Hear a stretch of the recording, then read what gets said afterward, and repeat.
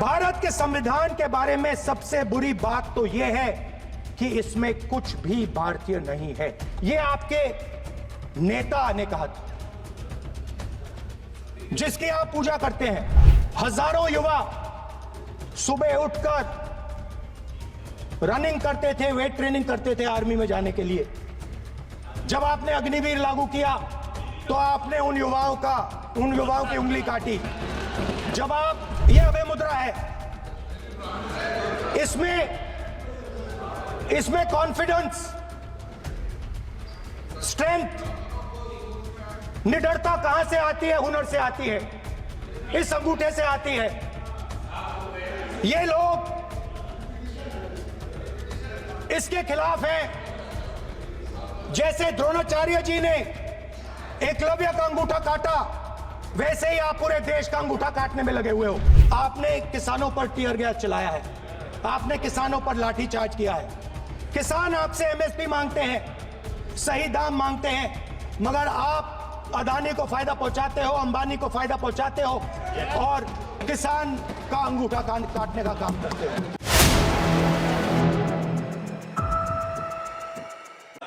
Shri Rahul Gandhi.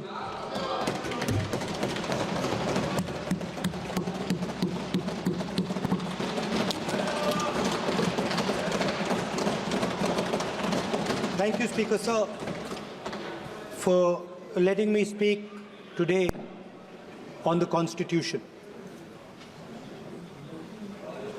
Speaker Sir, in my last few speeches, I spoke about the concept of Abhay Mudra, the concept of fearlessness, truth, and non-violence. And I showed the House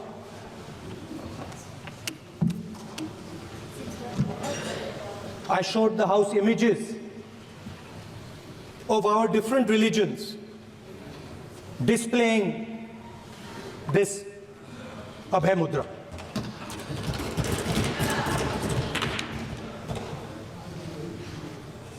People call the Constitution the longest written Constitution in the world. But the Constitution contains a set of ideas from one philosophy of our nation, one central philosophical set of ideas of our nation.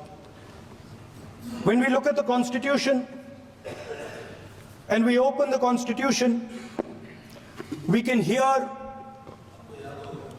the voice and the ideas of Ambedkar, of Mahatma Gandhi, of Jawaharlal Nehru. But where did those ideas come from? Those ideas came from an old, profound tradition in this country. Those ideas came from Shiva, from Guru Nanak, from Basavana, from Buddha, from Mahavir, from Kabir, from a list of people. So when we speak of the Constitution and we show the Constitution, of course it is a document of modern India, but it could never have been written without ancient India and her ideas. So when we look at this Constitution, we remember this list of people, all different variations on the same idea. And in front of us stand the people who follow a very different philosophical tradition. And I want to start my speech by quoting what the supreme leader, not of the BJP, but of the modern interpretation of the ideas of the RSS has to say about the Constitution of India and about how he thinks India should be run. The worst thing about the Constitution, the worst thing about the Constitution of India is that there is nothing Indian about it. Manusmriti is that scripture which is most worshipable after Vedas for our Hindu nation, and from which our ancient times have become the basis of our culture, customs, thought, and practice. This book, for centuries, has codified the spiritual and divine march of our nation. Today, Manusmriti is law. These are the words of Savarkar. Mr. Savarkar has clearly stated in his writings that there is nothing Indian about our Constitution. He has clearly stated that the book India is run by should be superseded by this book. And this is what the fight is about. Now, it's nice that all of you are so-called defending the Constitution. But I want to ask you, do you stand by your leader's words? Do you support your leader's words? Because when you speak in Parliament about protecting the Constitution, you are ridiculing Savarkar. You are abusing Savarkar. You are defaming Savarkar. I'd like to quote also in Hindi. Bharat के संविधान के बारे में सबसे बुरी बात तो यह है कि इसमें कुछ भी भारतीय नहीं है। भारत के संविधान के बारे में सबसे बुरी बात तो यह है कि इसमें कुछ भी भारतीय नहीं है। यह आपके नेता ने कहा था, जिसकी आप पूजा करते हैं। Speaker sir, I described in my first speech the idea of a battle taking place. I described the Mahabharata, described Kurukshetra. There is a battle taking place today in India. And on this side are the defenders of the idea of the Constitution. And from each state we have one. If you ask us Tamil Nadu, we will tell you Periyar. If you ask us Karnataka, we will say Basavana. If you ask us Maharashtra, we will say Phule ji, Ambedkar ji. If you ask us Gujarat, we will say Mahatma Gandhi. आप speaker को You praise these people. You praise these people hesitatingly because you have to. But the truth is that you want India to be run the way it used to be run. जैसे हिंदुस्तान पहले चलाया जाता था, वैसे ही आप हिंदुस्तान को चलाना चाहते हो। मैं बता रहा हूं, आ रहा हूं। पेशेंस रखिए थोड़ी, इतना एक्साइटमेंट नहीं होना चाहिए। स्पीकर सर, जब मैं छोटा था दिल्ली में, स्पीकर सर, दिल्ली के चारों ओर जंगल हुआ करता था। जो आज यहां रहते हैं उनको ताज्जुब होगा कि एम्स के बिल्कुल बगल में जंगल शुरू होता था। जहां रेलवे म्यूजियम है वहां पे जंगल शुरू होता था। वैसे ही जंगल में, दोनों नॉर्थ और साउथ, वैसे ही जंगल में हजारों साल पहले एक युवा, 6-7 साल का युवा, हर रोज सुबह उठ के 4 बजे उठ के,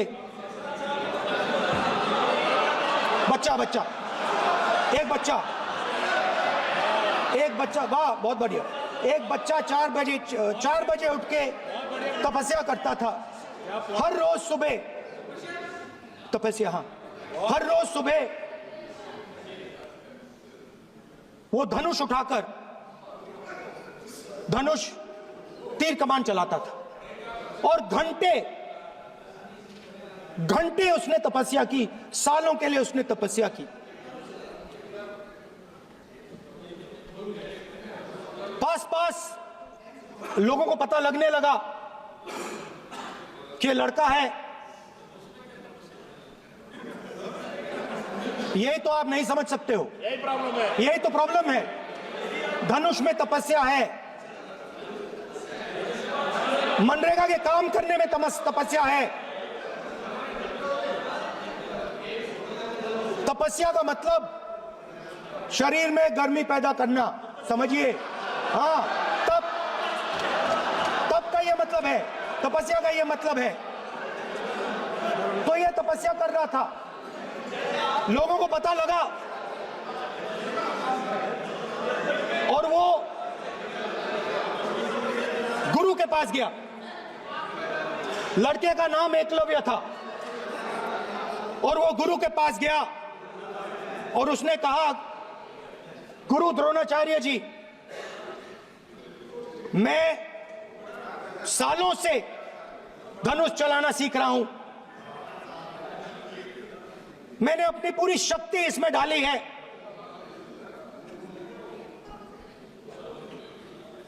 आप मेरी मदद कीजिए, आप मेरे गुरु बनिए। द्रोणाचार्य जी ने एकलव्य को कहा कि आप ऊंची जात के नहीं हो, आप ऊंची जात के नहीं हो, आप द्विजा नहीं हो, मैं आपका गुरु नहीं बनूंगा, यहां से तुम चले जाओ। और एकलव्य चला गया। फिर से एकलव्य ने तपस्या शुरू की, फिर से तपस्या शुरू की। कुछ साल बाद द्रोणाचार्य जी और पांडव उसी जंगल से निकले। एक कुत्ता भौंक रहा था, कहानी आपने सुनी है, सुना देता हूं। कुत्ता भौंक रहा था, अचानक कुत्ते की आवाज शांत हो गई। द्रोणाचार्य जी और पांडव पास गए और उन्होंने देखा कि तीरों के जाल में कुत्ता फंसा हुआ था। मुंह में तीर था एक, हाँ, मगर कुत्ता तीरों के जाल में फंसा था, एक तीर मुंह में थी, शांत था कुत्ता, मगर कुत्ते को चोट नहीं लगी। एकलव्य ने अहिंसा के साथ कुत्ते को शांत किया था। द्रोणाचार्य जी आते हैं और एकदम पूछते हैं, तुम्हें यह किसने सिखाया? एकलव्य जवाब देता है, द्रोणाचार्य जी, यह मैं सीखा हूं, मैंने तपस्या की है, घंटों मैंने प्रैक्टिस की है।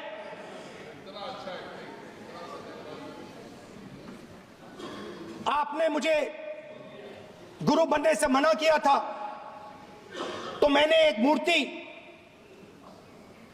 मट्टी की मूर्ति सामने रखी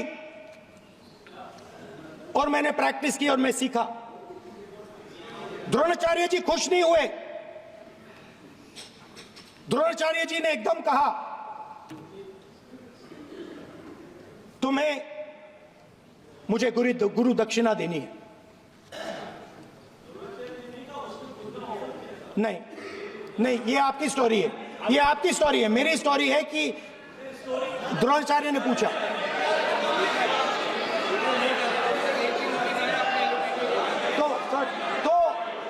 तो द्रोणाचार्य जी ने, Sir, the PM will not speak. You have to understand. If you are not giving order, Prime Minister has to speak. That you have to understand. If you are not giving protection, if you are not giving protection to LOP, then Prime Minister has to speak here. I will tell you. We will be very clear. ठीक है sir. माननीय सदस्य, आपको मैंने कई बार कहा, आप धमकी शब्दों में मत बोला करिए। एक मिनट जाती। द्रोणाचार्य जी ने, कार्य मंत्री बोल रहे, कितना डिस्टर्बेंस कर रहे थे। द्रोणाचार्य जी ने कहा कि मुझे आप गुरु दक्षिणा दीजिए। मेरी स्पीच ले ली आपने। तो द्रोणाचार्य जी ने उनसे कहा कि गुरु दक्षिणा के लिए मुझे तुम्हारा हुनर, तुम्हारा भविष्य, तुम्हारा अंगूठा चाहिए। और एकलव्य ने अंगूठा काट के द्रोणाचार्य को दे दिया।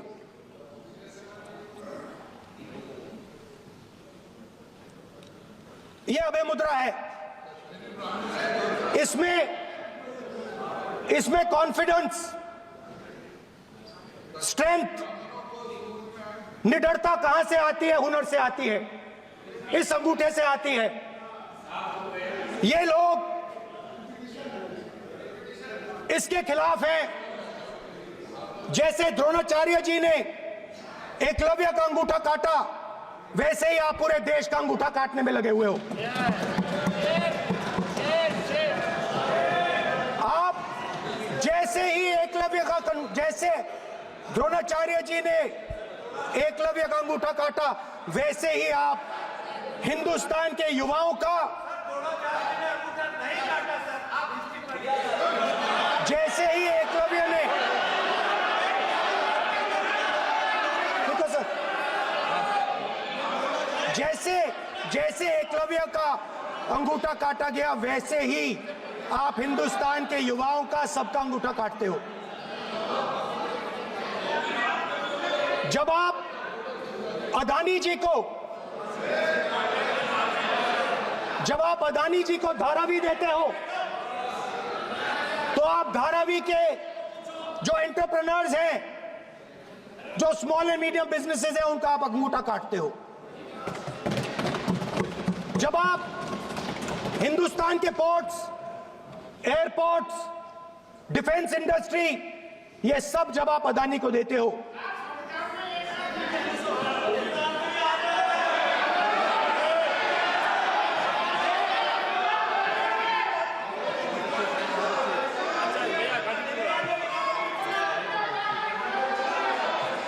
हिंदुस्तान के सारे जो फेयर प्ले बिजनेसेस हैं, जो ईमानदारी से काम करते हैं, आप उन सब का अंगूठा काटते हो जब आप अदानी की मदद करते हो। कॉन्स्टिट्यूशन में लैटरल एंट्री कर आप हिंदुस्तान के युवाओं का, पिछड़ों का, गरीबों का अंगूठा काटते हो।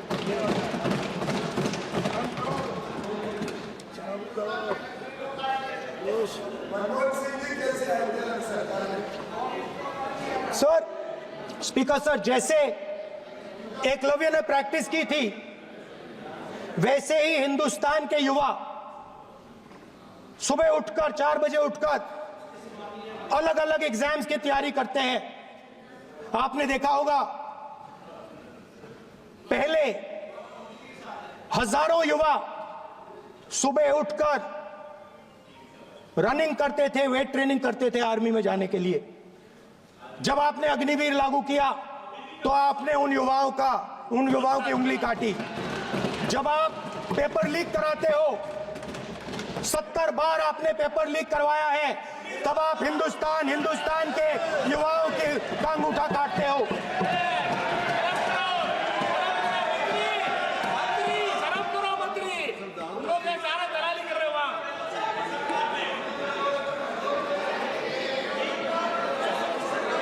आज बाहर, दिल्ली के बाहर आपने किसानों पर टीयर गैस चलाया है, आपने किसानों पर लाठीचार्ज किया है। किसान आपसे एमएसपी मांगते हैं, सही दाम मांगते हैं, मगर आप अदानी को फायदा पहुंचाते हो, अंबानी को फायदा पहुंचाते हो और किसान का अंगूठा काटने का काम करते हो। देखिए, हम कहते हैं अभय मुद्रा, हम कहते हैं डरो मत, आप कहते हो हम आपका अंगूठा काट देंगे। ये फर्क है। एक तरफ कौन सर बोले, मेरे कहना है कि हम एक मिनट प्लीज बैठिए, आप बैठिए, प्लीज बैठिए, आप बैठिए।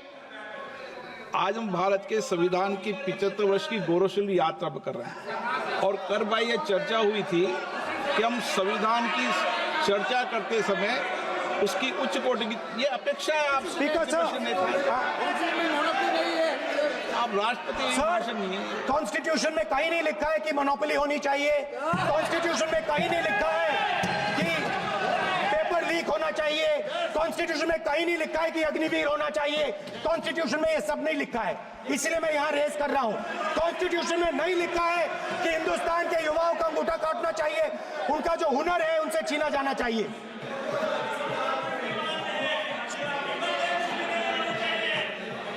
बैठे बैठे कर रहे हैं सर, 5 बजे अब भी बैठे बैठे करेंगे। अब कुछ नहीं बोलना है उस टाइम पे। 5 बजे देखिएगा, 5 बजे देखिएगा क्या कर स्पीकर सर, मिलेगा। मैं कुछ दिन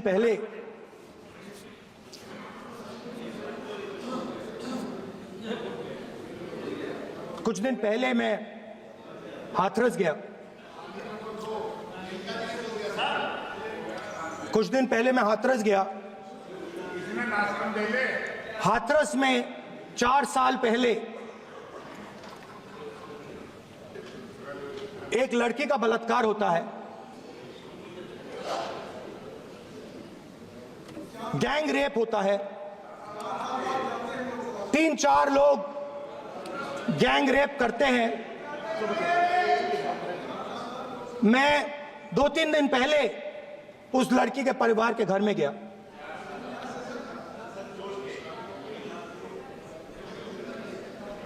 जिन्होंने गैंग रेप किया वो बाहर घूम रहे हैं और लड़की का परिवार अपने घर में बंद है। लड़की का परिवार बाहर नहीं जा सकता है। जो अपराधी हैं वो उनको रोज धमकाते हैं और वो बाहर घूमते हैं।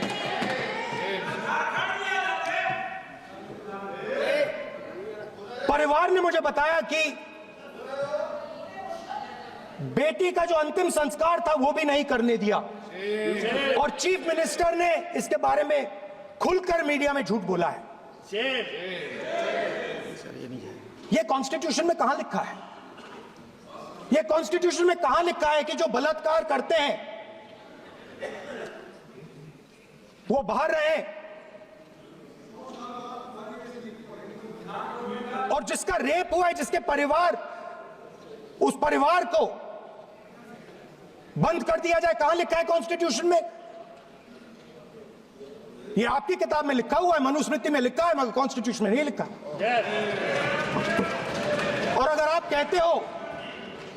कहते हो कि यूपी में आपका राज है और वहां पे कॉन्स्टिट्यूशन नहीं लागू होता है, वहां पे मनुस्मृति लागू हो रही है।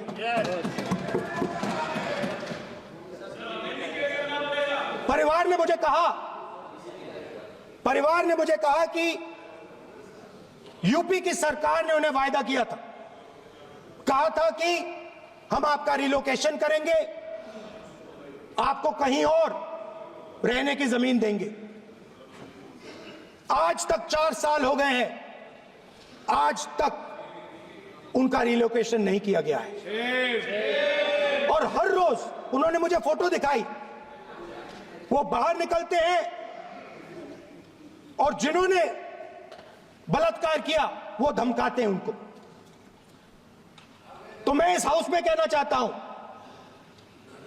कि अंबेडकर जी के संविधान वाले लोग, इंडिया गठबंधन वाले लोग, हम सब मिलकर उस परिवार का रिलोकेशन हम करेंगे अगर आप नहीं करोगे तो। और हिंदुस्तान के हर गरीब व्यक्ति को हम ये कहना चाहते हैं, आपकी रक्षा कॉन्स्टिट्यूशन करता है और ये बीजेपी के लोग कॉन्स्टिट्यूशन पर 24 घंटा आक्रमण करते रहते हैं। कॉन्स्टिट्यूशन में लिखा है prohibition of discrimination on grounds of religion, race, caste, sex और place of birth. The state shall not discriminate against any citizen on grounds only of religion, race, caste, sex, place of birth or any of them. Some days back, youngsters from Sambal came to see me. Innocent people, they had done nothing. They were just, वो बस पास में थे. 5 लोगों को गोली मार के हत्या कर दी. ये कहां लिखा है कॉन्स्टिट्यूशन में? ये कहां लिखा है? कॉन्स्टिट्यूशन में तो लिखा है prohibition of discrimination of grounds of religion.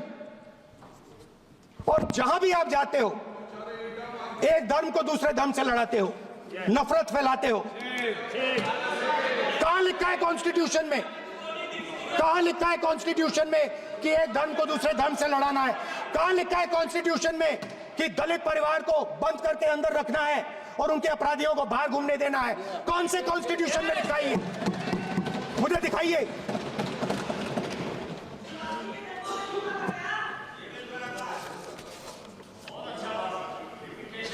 Speaker साहब, हमने हमारी जो विचारधारा है, इंडिया गठबंधन की विचारधारा है, वो देश में कॉन्स्टिट्यूशन लाई है. हम सब मिलकर कॉन्स्टिट्यूशन की रक्षा करते हैं. अंबेडकर जी ने कहा था, if there is political equality but no social and economic equality, political equality will be destroyed. ये अंबेडकर जी के शब्द हैं और आज ये बात सबके सामने है. पॉलिटिकल इक्वालिटी जो थी वो खत्म हो गई है. हिंदुस्तान के सारे इंस्टीट्यूशंस कैप्चर कर लिए गए हैं. सोशल इक्वालिटी नहीं रही, फाइनेंशियल इकोनॉमिक इक्वालिटी नहीं रही. इसीलिए हमारा अगला कदम जाति जनगणना होगा. हम देश को दिखाना चाहते हैं कि आपने किन लोगों का और कहां कहां अंगूठा काटा है. हम दलितों को, आदिवासियों को, पिछड़ों को, किसानों को, मजदूरों को दिखाना चाहते हैं कि आपने किस किस का अंगूठा काटा है. इसलिए जो मैंने वायदा किया था, इसी हाउस में यहां हम कास्ट सेंसस लागू करेंगे और उसके बाद हिंदुस्तान में एक नए तरीके का विकास होगा, एक नई तरीके की राजनीति होगी. जो मैंने पहले कहा था, जो आपको अच्छा नहीं लगता है, 50% रिजर्वेशन, उस दीवार को हम यहां तोड़ेंगे. 50% रिजर्वेशन की दीवार और जाति जनगणना हम यहां करा के दिखाएंगे. आपको जो कहना है कर लो, कह लो. स्पीकर सर, बहुत बहुत धन्यवाद. नहीं, देखिए रंजीत सर, क्योंकि एक मिनट में बुलाता